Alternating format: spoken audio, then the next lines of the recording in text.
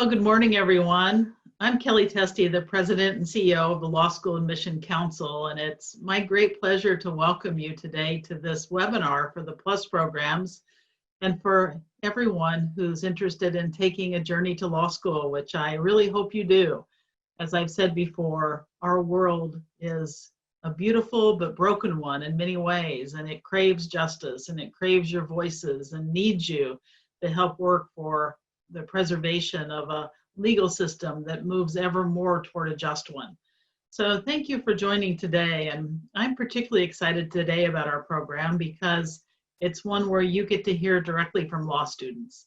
And as a longtime dean and professor, I used to tell all my colleagues that if you ever get confused about what we should be doing in legal education, all you need to do is put students first, center on students, and focus on what's good for students, and the rest will become clear.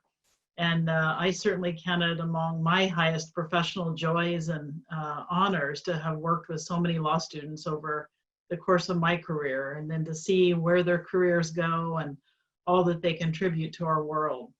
So I'm really happy that we have this program today about a day in the life of a law student and really hearing directly from students about what that law school experience is like.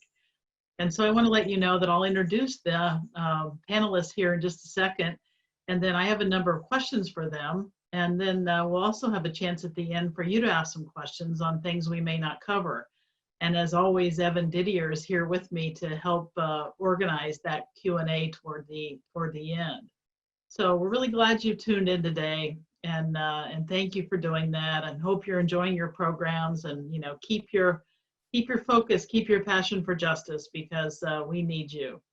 So let me tell you who's with us today. And I'm going to start with Abdi Rahman, who has just graduated from Maine's law school. So great to see you graduate. And I know it's a funny year to do that, but congratulations. Thank you. We also are really delighted to welcome today Evelyn Caro Gutierrez, and who's right now a 2L at Yale. And so Evelyn, really nice to see you today. Thanks. Thank you. We also have with us Cole Clark, who is a 2L at USC. Cole, glad to see you this morning. Welcome. Thanks for having me. My pleasure. And we have Kate Sawyer with us as well, 3L at Maine. And Kate, glad you could join us as well. And you're right behind Abdi there. Yes, thank you. Good. Good morning. And then I also want to let you know that we're really pleased today to have Josue Teniente with us today. So Josue, very good to see you this morning. Welcome. Thanks for having me. Good. Well, again, I'm really pleased you've joined us. And I know that as you all get ready to start a new semester here that may not be the one you expected in terms of online education, and I'm just pleased that you're all doing well and with us, and thanks for joining. So what I want to do to start today is really to ask you each to share some opening comments. And in particular, what I would appreciate is if you would share a little bit about why did you go to law school? What motivated you to go? And where did you go? And what was your pathway there? A little bit about what brought you to law school. So let me go in the order that I introduced you. So I'll start with Abdi and go right through each person for a few minutes of an opening comment on your own journey to law school. Abdi, go ahead. Okay, I'll start. I went to undergrad at UMaine before I transferred to USM, and I was doing political science there. And as I was reaching my final years, I knew that I wanted to continue my education. I didn't want to just stop at undergrad level. So once I got my bachelor's in 2016, I took the PLUS program, which it was the inaugural year at Maine Law, and I think that was the big thing that I took that made me really want to go to law school. And I learned a lot in that program, and it gave me an in-depth look into the first year of the law school. So I didn't know how law school was going to be. All I knew that it was going to be probably a very tough task. And once I got that in-depth look into the first year and how to handle everything that was going to come up, I think I started enjoying like what I was reading, the classes that they were offering in that 1L year. And that really pushed me towards wanted to go to law school. And that summer I was bartending, and I didn't want to keep doing that forever. So I was like, I wanted to go back to school. So after I took the Plus program and I met the dean and all the professors and all the other assistant deans in the law school, I made a really, really nice connection with them. And I thought they were a really good group of people that were there to help us get through law school. And they really wanted to see us do well. So once I made that connection and I really enjoyed the first year of that Plus program, I applied to law school. And I really only applied to a few, but Maine Law was my top choice because I took the Plus program there. And I got accepted into it. And, you know, that's how I got into law school. That's great, Abdi. Thank you for sharing that. And it's great to hear that you started out in a Plus program and kept going. And Danielle Conway, I think, was your dean when that was happening. And she's a good friend and just a wonderful advocate for Plus programs. So great to see that. Thank you. Yeah, you're very welcome. My pleasure. Evelyn, I want to turn this to you and hear a little bit about your path. And there at Yale, we also work closely with your dean, Heather Gerken, and others there. So share a little bit about how you made your journey to Yale. Okay, hello everyone. I'm Evelyn again, and thank you so much for having me. I remember being on your shoes on the Discover Law Plus program 4 years ago, and I was just really scared. And I was just sitting there and hearing everyone talk about law school, and I had no idea what law school was about. I had no one in my family who was a lawyer, so I am really grateful for LSAC and the program for allowing me to look into what the law is, what a lawyer does, what is required to apply to law school. I actually participated in the program with Josue Teniente, who is also one of our panelists, and I'm super happy to see you. He's great. So more about me, I grew up in Cuba, and I came to the United States 7 years ago.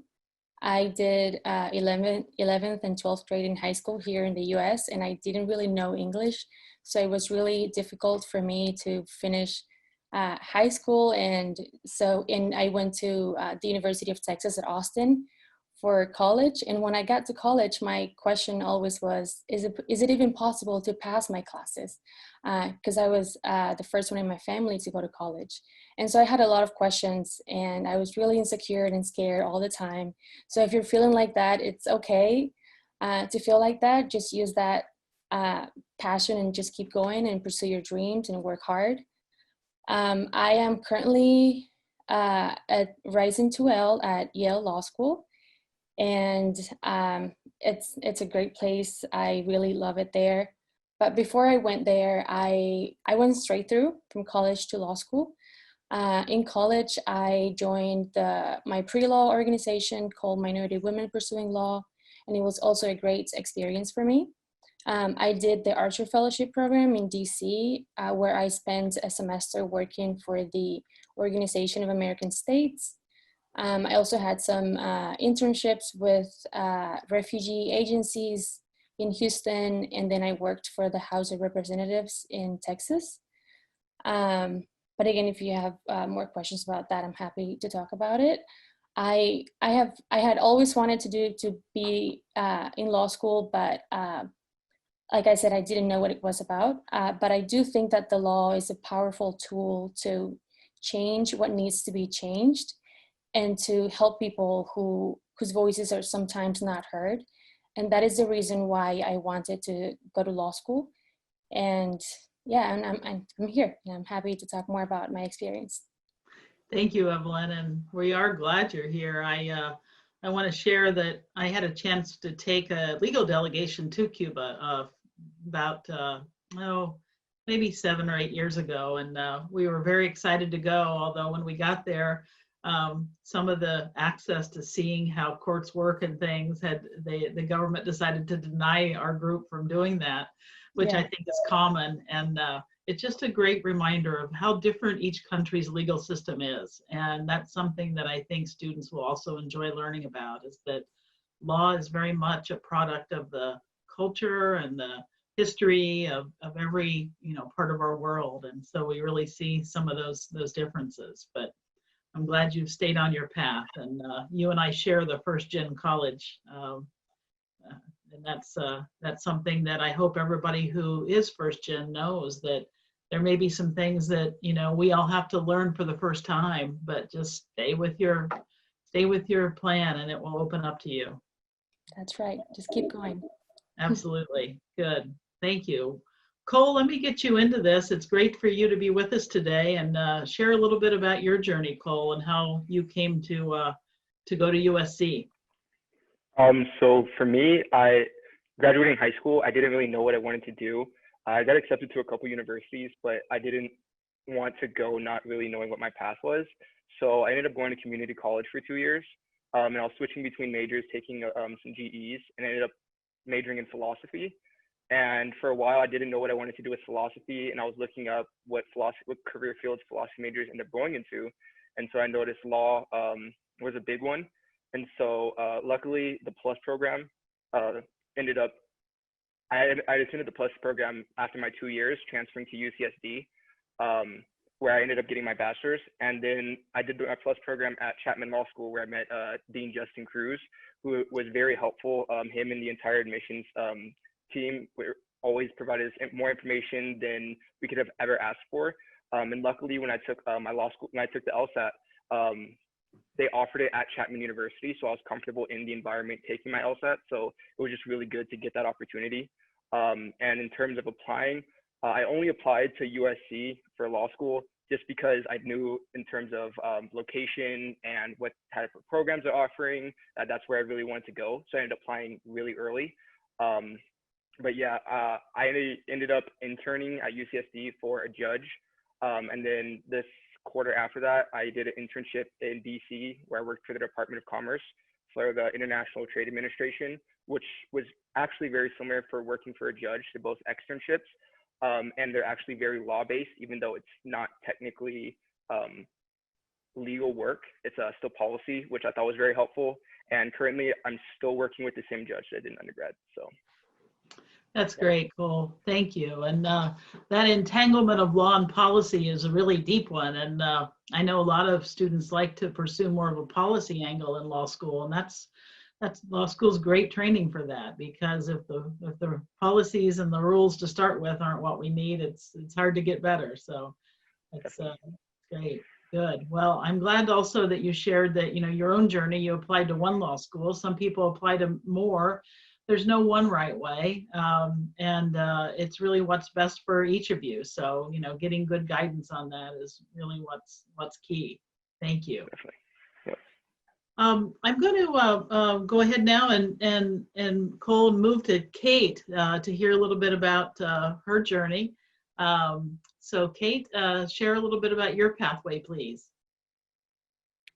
Yes, hello. I was a complete accident. I was never meant to go to law school. I went to a very small private liberal arts college called the University of New England. I lived on the beach for about 4 years. It's a primarily medical school, by the way.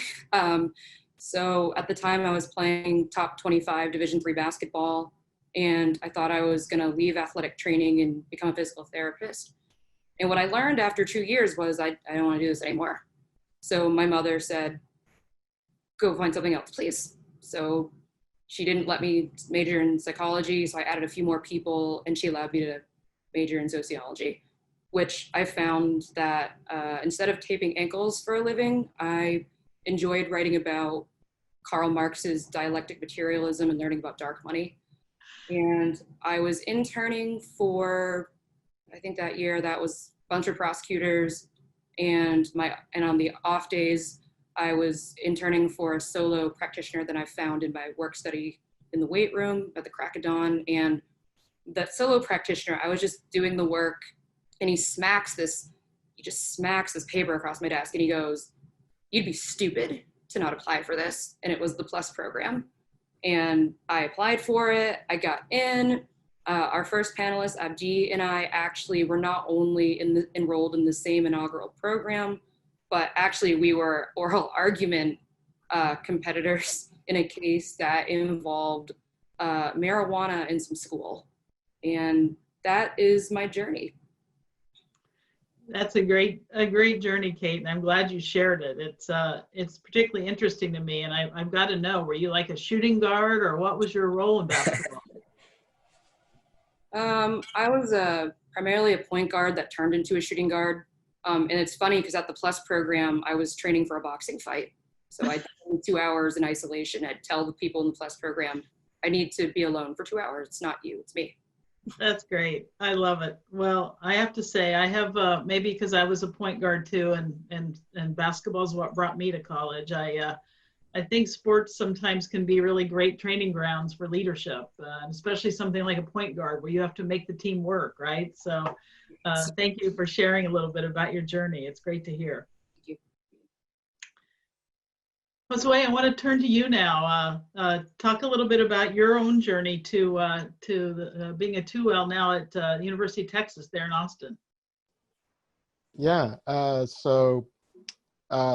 my mom was really the inspiration for this because when I was young, she came over to the United States from Mexico and she had gained residency, but not citizenship. And for the longest time, she'd always been like, I'm okay with the residency. I'm fine. I don't really want to go through the process. And I would badger her frequently, just like, Mom, you can vote. You can do all these things. If you're a citizen, you should just do it. It's safer. And she just wouldn't budge. But there would always be a joke between us that like, all right, if I ever become a citizen, you'll be the one to handle the paperwork and all that. And I'm like, all right, fine. What I found out is that like I would enjoy helping her doing basic things like translating documents that she wouldn't know what they meant from different places, and like finding out things that she wouldn't know how to look up. So I found out that helping people solve problems like that was really inspiring for me. Like it gave me motivation to do things. And so, we kind of just joked around, all right, you'll just be an immigration lawyer and that'll be what you end up as. And the more I thought about it, especially as I came into college and I thought about what I wanted to do with my future, that sounded really attractive to me. And so when I was a freshman, I started looking into what exactly I needed to do to go into law school.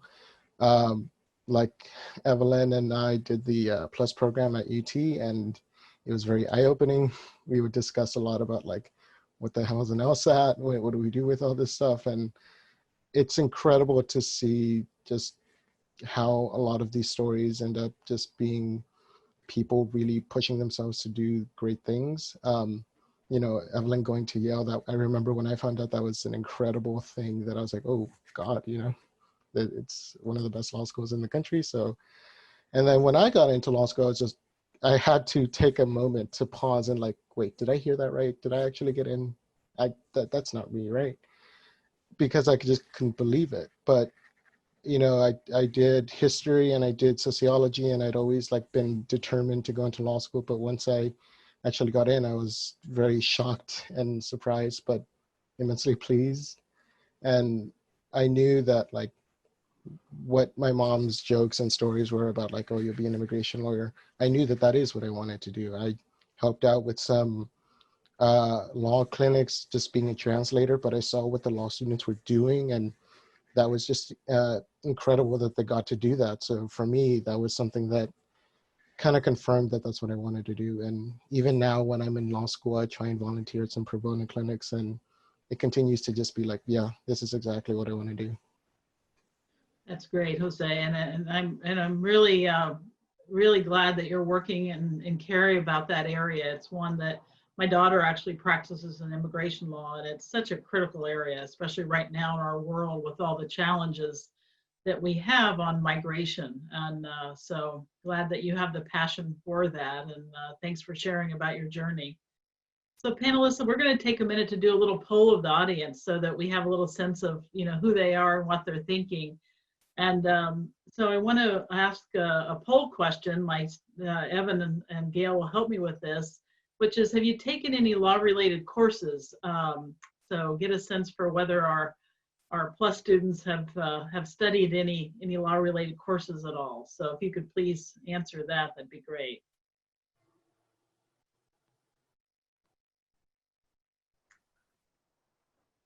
All right, looks like most people have voted, and looks like our answers there are, a lot of people have already taken something, but others plan to before graduating. So thank you for that, for sharing that, your thoughts, and that helps us have a sense for who's here.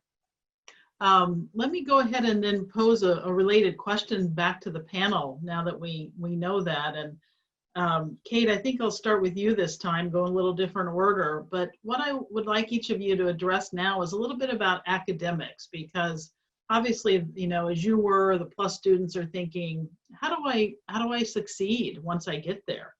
And you clearly all, you know, you're on your journey, you're doing well, making your way. So please share a little bit about, you know, were there particular courses you took that you thought mattered?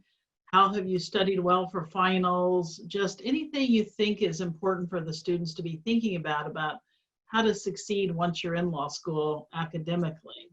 And Kate, we'll start with you on any comments you have on that topic. Okay, so for myself, one of the things that I remember learning was I only get tested on this one test, it's one exam. And I learned very quickly that, like myself, a lot of other people had the same worry. And I remember just sitting at lunch with other 1Ls my first year and just hearing about it all the time. Oh my God, one exam. And I'm actually a CrossFit athlete, and one of my favorite CrossFit coaches, I read his book about excellence, and what I did was I adopted his framework, which was, and how I do well in law school kind of is, I focus on the process, I focus on the day-to-day, I focus on what I need to do for myself, and honestly, comparison is the biggest robber of joy. So I just focus on what I need to do, how much sleep I'm getting, did I exercise today? And when I hit a wall, something that a 3L told me my first year was, put the books down and go to bed. Sleep is very important. And some people in my class, even today, look at me like I have 3 heads and will ask, how do you have time to work out, meditate, and do all these things? And I just tell them that's just what works for me. I think the biggest thing I could say academically is focus on what works for you, because Susie or Johnny next door, that's like, well, I study at all hours of the night.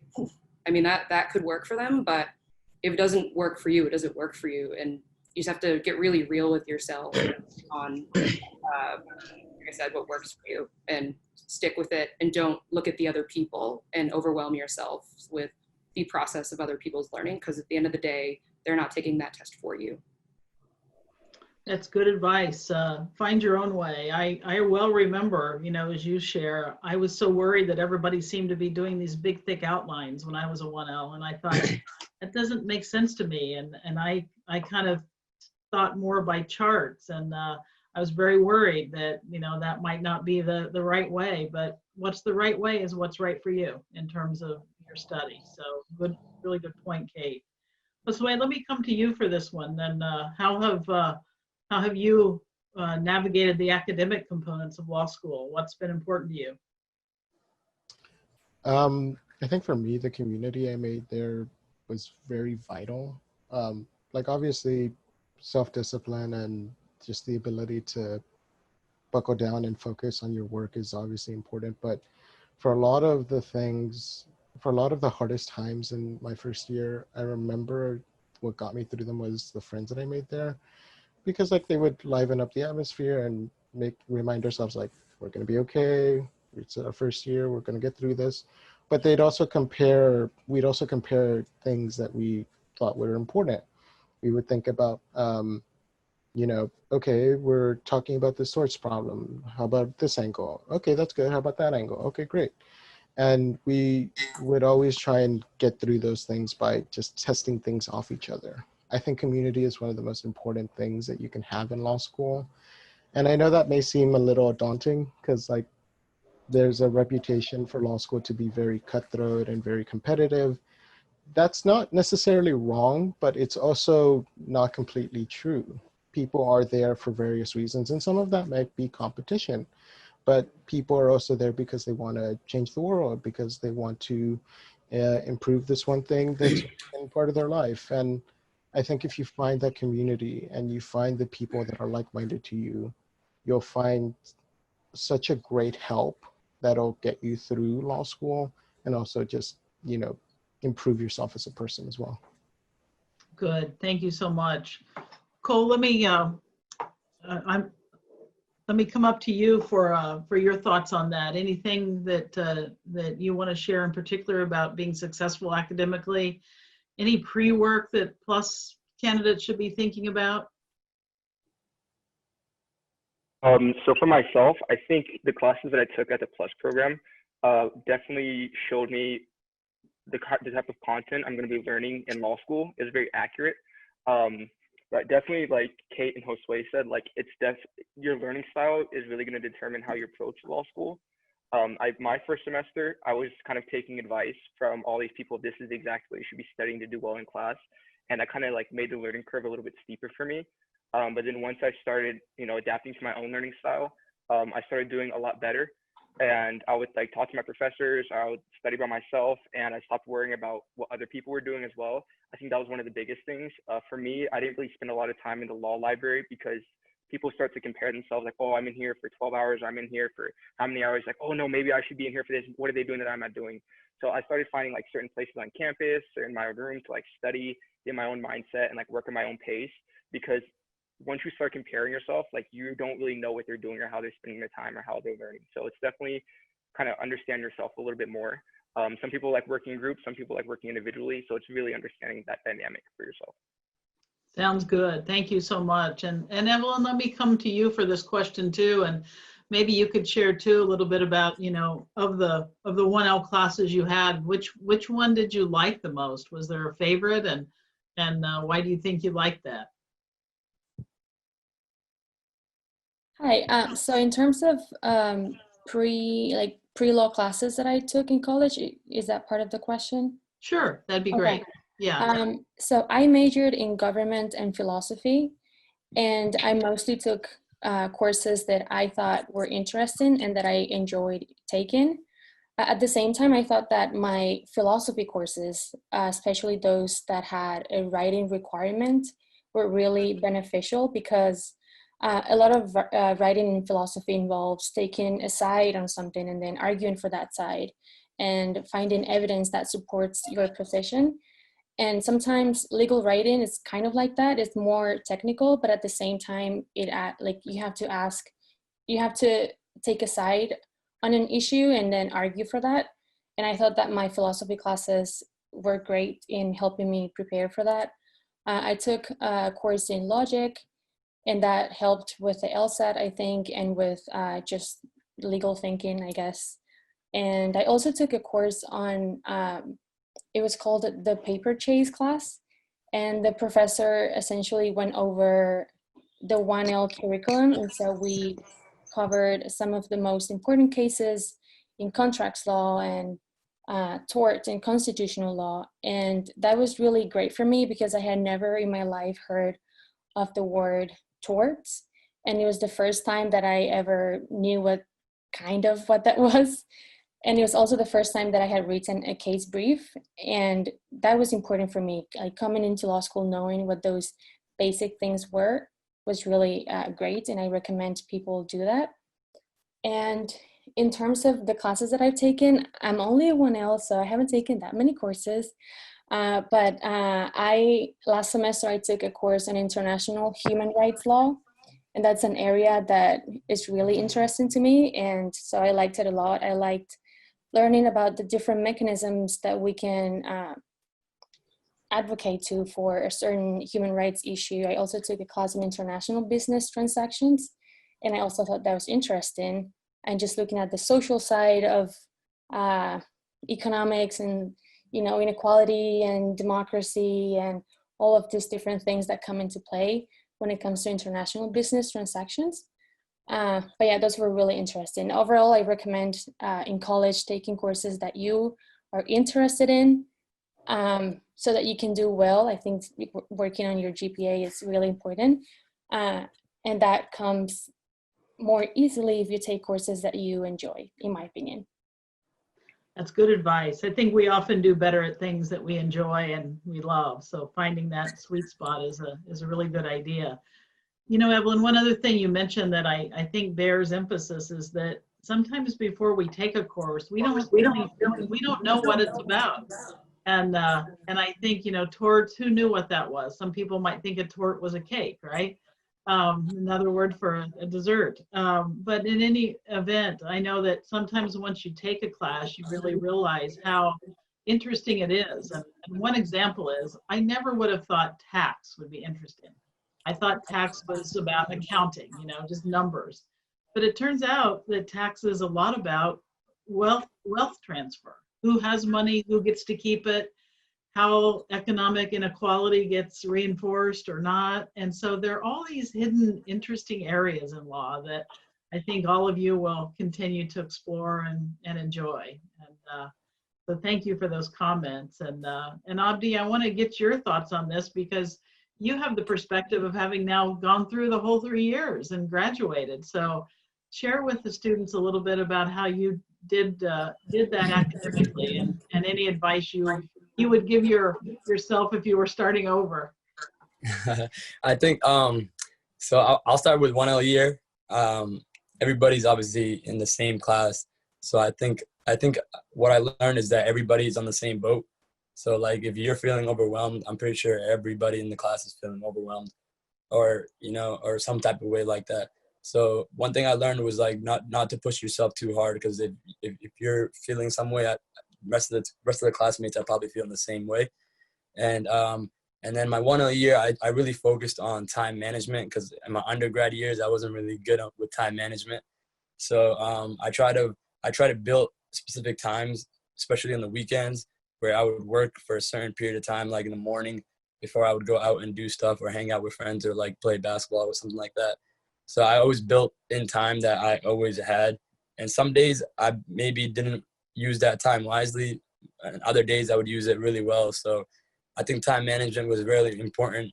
I think Jose said community, and I think that teamwork is also very important when if you work with other classmates, because like 1L year we're all sitting in the same place. So the people that I'm around, I became very close to. They're all great friends with me to this day. And we would make groups that we would just like go over the reading together, go over the cases, and then maybe think about like how the teacher would go about like going over the cases and stuff. So it would help us easier. And we're all sitting next to each other, so we supported each other, you know, like if one person didn't know one little thing, and like we helped each other out. So I think teamwork was very important. And I think most law schools, I think all law schools probably have a success program. And I use that to my advantage. I think that was very important to me. They built programs in the success program that helped you succeed. Like after you take a class your 1L year, I think later in the day they do like a review session, which they help you like outline everything. So you're not like just going home and just feeling overwhelmed on doing your own outlines and thinking you missed stuff.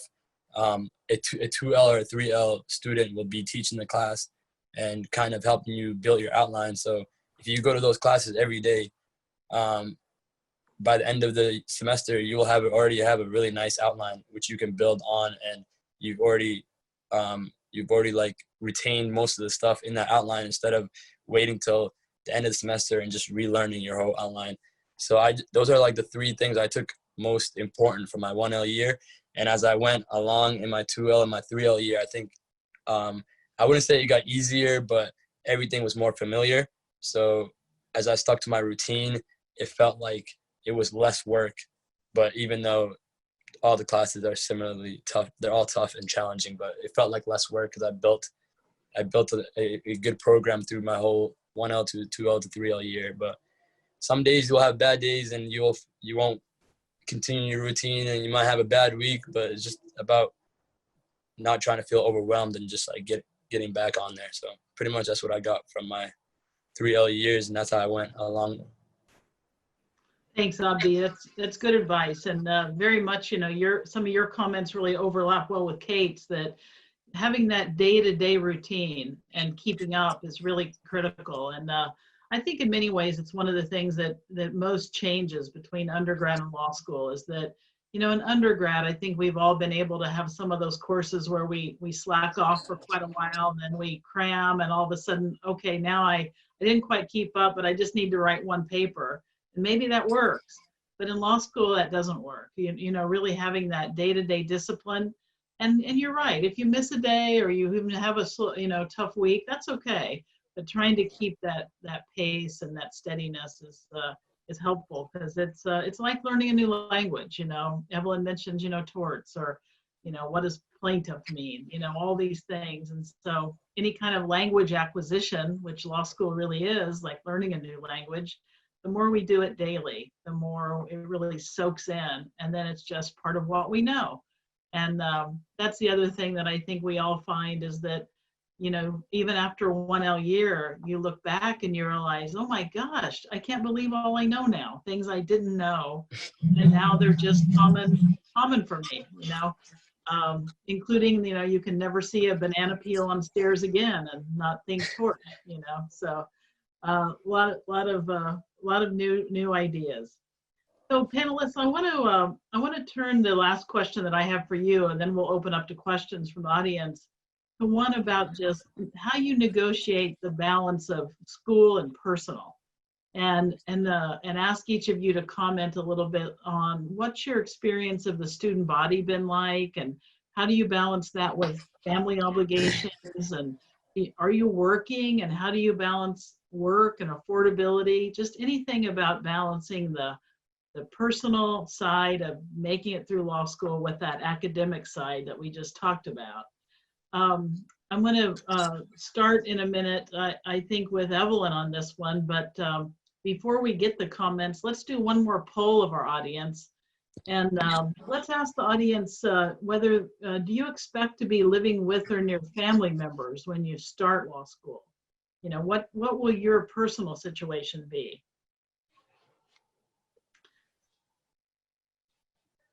Looks like good. Most people have voted, so we'll show the results there. So kind of a mix. Some people probably on their own, others know they'll be with family members, and others, let's see. And that probably depends a lot on COVID too. So, all right, thank you for that information. And let me close that now. All right, Evelyn, so a little bit about balancing the personal and the professional. How are you negotiating that? I think it goes back to what Josue said about finding your community at your law school. And it was great for me because I joined the Latinx Law Students Association at YLS, and it was just amazing. LALSA is my family away from home, and that was really, really important for me because I'm very close with my family. I have always lived with my family, you know, in my life, and that was something that I really considered when I was choosing the law school that I wanted to go to. And that was my main worry. Am I not gonna see my family in like months? That sounds really strange for me because I'm very used to having them next to me all the time. But I decided to go far away from Texas, and it's been great. I talk to my family, to my mom every day, and like I said, I found my community in LALSA at YLS, and it's been great. They have been a great support system. I have friends that I can study with, that I can go out dancing. I do make time for myself to do things that I enjoy, because sometimes law school can be so all-consuming. You're in this bubble of like people working hard all the time, and in the library with the hundreds of books on the table, and that's just really, you know, stressful for me. So I do make sure that I take time to do things that I enjoy, like dancing. Sometimes, some weekends I go dancing because I love dancing, and I feel great. I can come back like recharged and keep reading all those books and all those cases after I have taken time for myself. In terms of work, I do work full-time. I mean, not full-time, part-time, as a diversity representative for the Office of Admissions. And it's very flexible, so it hasn't really been a super huge obstacle for me. But I can see how it's hard to work a very like fixed scheduling law school and doing classes, because sometimes you're going to have to do things for your clinic like right away, and you have to do it at that moment. And if you have a job, that may be difficult to do. Good. Thank you, Evelyn. Good advice. Cole, your thoughts? So USC, one of the reasons I chose it is because people there are very personable and very nice, and they create a really good community. At SC, we have your section, which is who you take all your classes with throughout the week. And then at USC, they have your smaller section, so they put you with 12 people. I don't know how they pick students, but usually the personalities are very compatible. So I met a lot of my good friends from my 1L year in those in the smaller sections, and we tend to do things that aren't law school related, and we try to like ban talking about law school at certain points, because we have to be able to get like the disconnect from going to school and having our brains on all the time and having to discuss these complex ideas. So we'll do things like we'll go hiking, we'll take trips. At USC, you're not allowed to work your 1L year. It's just kind of the rules at many law schools. I know you're not allowed to work your 1L year, which is good because you really have to spend time learning the system and learning how to learn in law school. It's like relearning. But yeah, I kind of had to, because my 4 years in undergrad were geared towards, I'm going to go to law school. This is what I want to do. Like, that's kind of like what my personality became.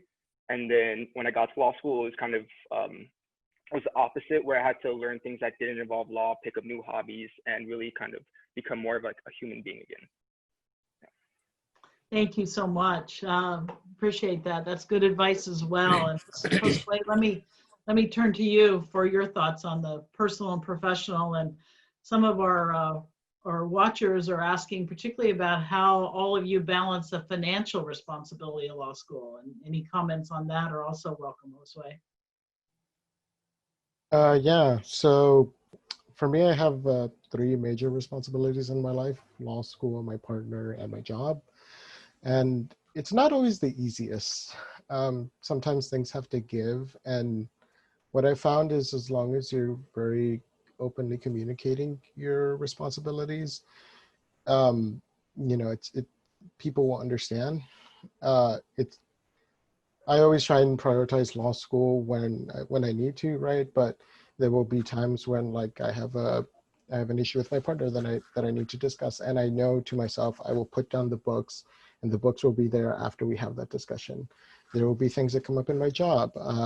I work as an administrative assistant with a study abroad program at the history department, and I will work with my boss because she's very understanding, and she will say, okay, we need you to work these hours. If you can't, let me know, we'll reschedule, but there will be things that I need to do for certain events that we need to plan. And I just know, okay, I need to get my studying done before then, or I need to find time after to be able to focus. And it's something that requires a bit of, it requires planning skills. And sometimes that's not the most intuitive thing if you haven't done it. But as one of the things that I found is like a calendar or a little daily planner that can absolutely help, because it'll give you a visual thing to break down your day.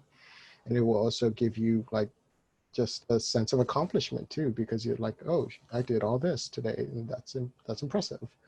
I think with regards to also just health and like mental health balance, I've already talked about community, but like that is an important thing, because I think whether it be your law school friends, whether it be a partner that you may have, whether that be your family, like it's important to remember that law school is important, and it will be a defining part of your life if you end up going. But it's something that is also just not going to be the be all and end all for you. Like, law school is important. I don't want to deny that, but your life will go on, and your life will still happen even with law school. And acknowledging that and taking time to be with your friends, be with your family, to call them and just decompress, I think is very not only healthy, but important for achieving that balance. If you don't do that, you end up just balling up in stress, and it's not a very good experience to do that. That's a good point, Josue, and the balance point that you make is really key. And there's a lot of ways to do that. I remember my best friend in law school. he and his wife had just had their fourth child, and they were, you know, 4 little kids. And so he treated law school like a job. He came at 8, he left at 5. When he got home, he was with family. And then he picked, you know, some block on the weekend where he really worked. And other than that, he was really kind of an 8 to 5, like a job, so he could balance work and family. And there are a lot of different ways that works. And so I appreciate all of you sharing that. I'm going to get Abdi and Kate in on this in just a second, but before I do that, we have one more poll for our audience, and so we're going to swing to that. And this one just really asks you what factors you expect to influence you when you pick which school you're going to attend. And so what are the factors that you're looking at that you think will matter to you? All right, good. You guys are all good at replying quickly. So I think we can share results now. And Biggie financial aid. And so again, I'll ask our panelists to make any comment they may have on that. But yes, the reputation, all these are important factors. So thank you for that. And that's very helpful. Okay, Abdi, let me come back to you now for comments on that balance of all the factors in you know, because you are still a person as you're a law student as you go through this. Yeah, definitely. To me, some of the most important things was being close to my family. I've lived in Portland most of my life, and so I've grown. I went to elementary school, middle school, high school, all in Portland. Actually, I went to high school in South Portland, but they're right next to each other. So I grew up with a bunch of people in the community already, so I knew a lot of people. And like I said, one of my important things was to stay close to my family. My parents are a little older. They don't speak really good English, so I try to take care of them. I help them with the bills. So another important thing to me was always working. When I was an undergrad, I always worked full time, and I knew that was going to be tough when I started law school, but I still wanted to work a little bit so I can help my parents. And then the keeping a balance part, I think, is really important. To me, I was always a very outgoing person. I got lucky. I came from University of Southern Maine with a few friends that I graduated with. They both went to law school with me. So 2 of my friends went to law school with me from undergrad. So I already knew 2 people when I walked into the front door. And then meeting other people in my class wasn't that hard to me. Everybody was just really, really friendly. In the beginning, the first day, we all introduced each other, so everybody kind of had a little background information on everybody. And like the corners were all sitting in pretty much. It was very easy to make friends, I think. And the balancing part was really hard, from school to work and to hanging out with friends, because every day some of your friends will hit you up, hey, you want to do this, you want to get something. And some days you just got to learn how to say no. And I've always been a yes person, so that was very hard for me. I learned how to say no a lot of times. I'm like, no, I can't do this. No, I have to do this. You know, so just learning how to put that first, I think, was very important. And your friends, if they're really your friends, they'll understand, and they'll say, oh, that's way more important. I want you to go do that than this. You know, we can do this any other time. And I think that's a good thing about your friends. Won't pressure you because you're too busy. I'm pretty sure your family they're very supportive, so they're not going to pressure you if you're too busy. So they already understand what you're going through, and I think that you don't have to put pressure on yourself by saying, oh, I haven't seen these people for this long, I feel bad. You don't have to do that, because they already know what you're going through, and they're supporting you through this whole thing. So you don't have to feel bad because you missed one lunch date or coffee date, or you couldn't help your dad for 1 second. So I think that's very important to remember, that they're all supporting you, so you don't have to feel bad for missing something. Yeah, that's good advice. Each of those little things, they know what you're up to, and they're gonna forgive the little ones and look for the totality, right? That's great. Mm-hmm. So Kate, I'm going to get you in on this, and as I turn to you, I want to remind our audience that we're going to open up for questions here in a minute. So if there's something you have that you'd like to pose to a particular panelist or the whole panel, go ahead and put it in the Q&A, and we'll see if we can get to as many as we can. Kate, let me come back to you. You mentioned how important it is to you to stay fit during law school and how you've done that. Any other words of advice about how to navigate the personal and the professional during law school? Yeah, so I'll echo Abdi by saying definitely put up boundaries. Putting up boundaries is an important thing, as Abdi alluded to, because you're taking on law school and you will feel isolated from your family. You will feel isolated from your friends. But I can tell you, they'll be there when you're done. They'll meet you at the finish line. The way I view balance, actually the wrong person. Actually, I like to work out a lot. I work out about 6 to 7 times a week. So I'm in the boxing gym, chopping it up for 2 hours. I go to the CrossFit gym, which has a lot of JDs in it. I remember my first year I did AmeriCorps and did a lot of environmental work. I mean, I'm a doer, I guess, and I have a lot of energy. So I'm not the right person for balance, but I learned that setting boundaries and prioritizing what you want to do, but also making sure you're getting your stuff done is the way. I also follow non-negotiables, which for me are my meditations before I go to bed, no blue screen about an hour before I go to bed, and fitness, of course. But yeah, I'm actually the wrong person. Like I said, I have a lot of energy. I'm a very type A person, but yeah, but the 2 guidelines, simple: put up your boundaries, prioritize what you want to do for the day, and execute.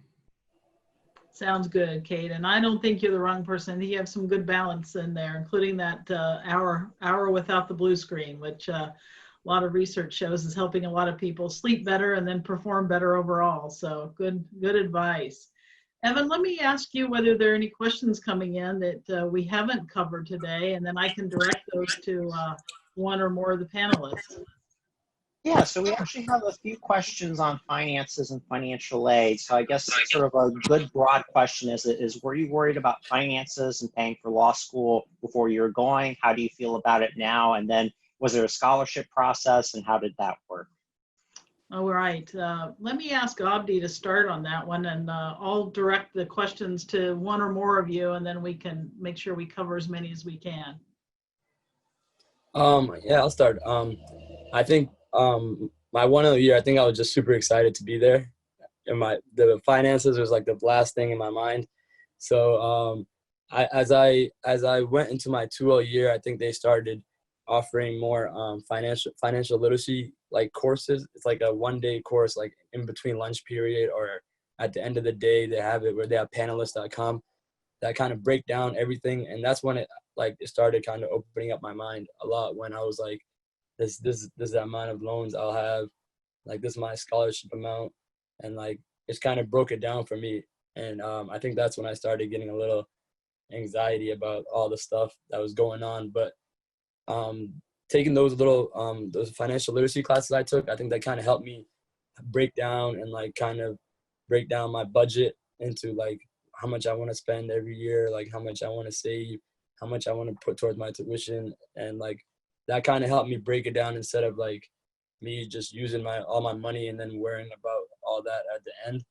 So I think taking those classes, which my law school offered, and I'm pretty sure a lot of law schools will offer, because they don't want you leaving law school with a huge debt and then just not knowing what to do. They rather help you figure out your way through that debt, figure out your way how to save money while you're going through your 3 years of law school. And I think that was very important to me, taking those classes, because when I first came in, I didn't really worry about that. I knew Maine Law wasn't a super expensive law school, and I just wanted to be near my family, and that was like the 2 important things to me. But as I went through and I took those literacy courses, I think it kind of opened up my eyes to like what I should be doing throughout law school, not just after law school or before law school. And I think taking those classes even before law school is helpful, because it kind of gives you a glimpse of like how much you will need, how much you can work and save yourself. And I think that's very important, knowing that, and even like putting it in like a little outline every year, how much you're spending your tuition, how much, like making a budget pretty much. I think that's very important. And that includes obviously your regular bills like rent, and like food and all that stuff too. So having that type of budget was very important to me when I was looking towards the finances of law school.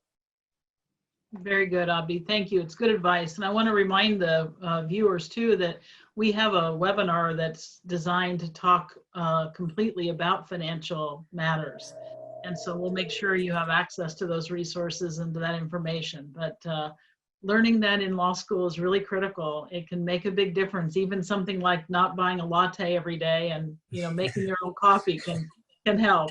And but we'll make sure you have more information about that. And it's also just good for the future too, because those lessons help you navigate finances for your personal circumstances thereafter as well. So Evan, let me see if there's another question that we might treat, and then I think I'll ask our panelists to each make a very quick closing statement. Anything they wish they had known while they were sitting in the PLUS program that they want to share. Yeah, so we actually had an interesting question on dual degree programs. So have any of you looked at dual degree programs such as a master's or MBA with your JD? And then what factors would you suggest that a student should consider if they're looking at those dual degree programs? Good. And let me ask the panel for one person to volunteer to hit that one. Maybe somebody who has thought a little bit about joint degree. Anybody want to jump in? I'll discuss dual degree programs. I personally was thinking like a JD, doing a JD MBA, which tends to be 4 years instead of 3 years to get both. And you still have to pay a little bit more tuition. But depending on the school, sometimes classes overlap. But you also want to make sure that you know why you want to get both those degrees. Like you don't want to just get a degree just to collect degrees. You want to use it to be more marketable or to go in a more specific area of law. A friend who I know who's doing a JD MBA wants to go more towards, I think it's project finance. So like that's going to help him in that regard. But you really have to know like what you want to do with that, because you school is very expensive. Grad school is very expensive. So in order to finance those things, you have to have a good idea of like what you want to do with it. But there's so many different types of dual degree programs. So you can do a PhD, JD. I know they have that. They have an MBA, JD, and they have masters with and JDs as well. But usually I've talked to someone actually at the PLUS program who said a PhD and a JD is a lot for research. You're going to be researching specific areas in the interdisciplinary whatever your major or whatever you're studying, the interdisciplinary relation between law and that PhD. So you become very focused if you're doing a dual degree program. I just wanted to jump in. Real quick. Yeah. About not dual degrees, but I know that Maine Law has this program that you can start law school in your 4th year undergrad, and that helps you save money. So instead of taking your 4th year in undergrad, you can start taking law classes in your 4th year. And then the credit, I'm pretty sure, I'm not 100%, but the credit goes towards your law school and your undergrad. So you get your degree and pretty much finish your 4th year and your 1st year of law school at the same time. And then that kind of saves you money by only having 2 more years of law school instead of doing the 4 years and then the 3 years. So you're really doing 6 instead of 7 years. And I wish I knew that earlier, but that's something they built in after I was there. But if anybody's interested in that, I think it's on their website. You can take a look at that too. That's great, Abdi. Thank you so much. Well, I'm so sorry that we've run out of time today. We're at our closing hour. So I want to invite the panelists to share any closing thoughts they have through the Q&A or to answer any questions that are there. This will remain open for a little while for you and for the viewers to put anything else in the Q&A that you have to share. And so I invite you to please do that. I want to take a minute to just thank you all for sharing your wisdom. You were an awesome group, individually and collectively, and really appreciate you sharing your wisdom with the PLUS students this year. And for all the students that are watching in the PLUS programs, thank you for being with us. And you can see from this that this is a great journey, and we're there to help you. LSAC will help you with these questions, and the individual admission offices at every law school are eager to help you talk about financial aid, joint degrees, how to prep for LSAT, all those things. So we'll see you next time. And in the meanwhile, be safe and well.